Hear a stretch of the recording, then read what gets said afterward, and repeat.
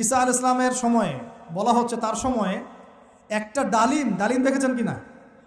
আনার ডালিম, এই ডালিমের যে খোসা হয় না, এই ডালিমের খোসার নিচে একটা পুরো পরিবার আশ্রয় নিতে পারবে। কি বুঝলেন? এত বড় বড় ফল হবে, এত বরকত হবে জমিনের মধ্যে।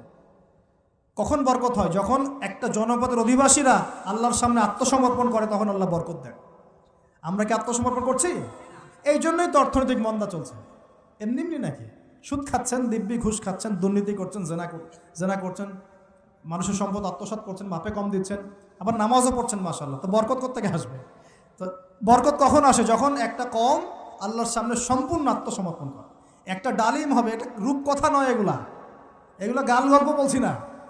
এর প্রতিটা কথা আল্লাহ পাকের ওহী থেকে আসছে, এর একটা কথা মিথ্যা হবে না ইনশাআল্লাহ তাআলা। বিশ্ববাসীরা দেখবে একটা ডালিমের নিচে একটা পরিবার আশ্রয় নিতে পারবে।